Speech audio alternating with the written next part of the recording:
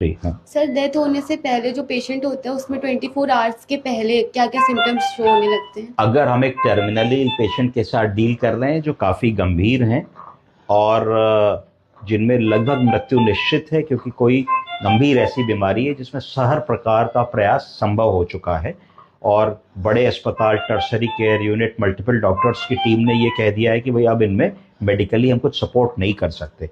तो क्या लक्षण हमको दिखेंगे ऐसे पेशेंट में? पहला चीज़ है कि जो ब्रीदिंग होगी वो सिग्निफिकेंटली स्लो हो जाएगी। स्लो का मतलब है कि शैलो ब्रीदिंग होने लगेगी, जैसे हम लोग सांस लेते हैं ऐसी ना हो करके और धीरे धीरे छोटी सांस होने लगे, शेलो ब्रीदिंग हो जाएगी। मतलब रेस्पिरेटरी रेट तो बढ़ता चला जाएगा, यानी कि 1 मिनट में अगर हम 16 से 20 बार सांस लेते हैं तो जब हम मृत्यु के समीप होंगे तो वो रेस्पिरेटरी रेट बढ़ के 40, 50, 60, 70 तक हो जाएगा, पर इंस्पिरेटरी फेज बहुत छोटा होता चला जाएगा, जिससे गैस एक्सचेंज कम होने लगेगा। उसके बाद क्या होगा कि दो सांसों के बीच का जो डिस्टेंस है वो बढ़ जाएगा, जिसको एपनिया कहेंगे। क्या कहेंगे? एपनिया। एपनिया कहेंगे। कि दो सांसों के बीच में कई बार ऐसा होगा कि आदमी बहुत देर तक सांस नहीं लेगा और कई बार होगा बहुत जल्दी जल्दी सांस लेगा। दोनों चीजें हो सकती है, एपनिया के फेज भी होंगे या टकैपनिया के फेसेस भी हो सकते हैं। उसके बाद जो व्यक्ति होगा वो धीरे धीरे तुम देखोगे कि उसकी चेतना चली जाएगी, वो व्यक्ति अनरिस्पॉन्सिव हो जाएगा और वो रिस्पॉन्स करना, बात करना, बोलना, सब चीज उसकी बंद हो जाएगी।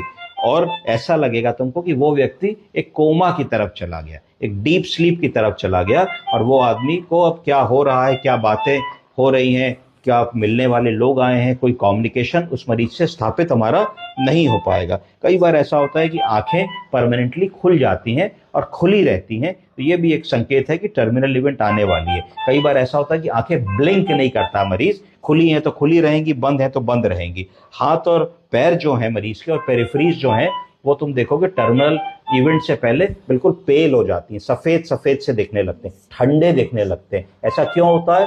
क्योंकि टर्मिनल इवेंट से पहले मरीज का कार्डियो रेस्पिरेटरी कंप्रोमाइज हो जाता है, यानी कि हार्ट कम तरीके से ब्लड को पंप करता है, धीरे धीरे ब्लड प्रेशर कम होने लगता है। जब ब्लड प्रेशर कम होने लगता है तो वाइटल ऑर्गन्स तक ऑक्सीजन नहीं पहुंचती है, जब ऑक्सीजन नहीं पहुंचती है तो धीरे धीरे यूरिया बढ़ने लगता है, क्रेटिनिन बढ़ने लगता है, यूरिमिक इंसेफेलोपैथी होने लगती है। तो इस तरीके की चीजें बिल्कुल एक शट डाउन प्रोसेस हो जाती है। जब हार्ट ही ब्लड को पंप नहीं करेगा तो धीरे धीरे रक्त का प्रवाह रुकेगा, रक्त का प्रवाह रुकेगा तो ना पल्स मिलेगी तुमको, ना पेरिफेरल पल्स मिलेगी, सेंट्रल पल्सेस भी बहुत फीबल हो जाएंगी और धीरे धीरे मरीज की बॉडी तुमको ऐसा लगेगी कि ठंडी हो रही है। और जब ये सब होता है तो तुम्हें 1-2 दिन पहले से दिखेगा कि भाई यूरिन आउटपुट आना बंद हो गया, धीरे धीरे SpO2 मेजर नहीं हो रहा है, मॉनिटर नहीं हो रहा है। तो ये सब चीजें अगर दिख रही है किसी भी मरीज में तो मोटा मोटा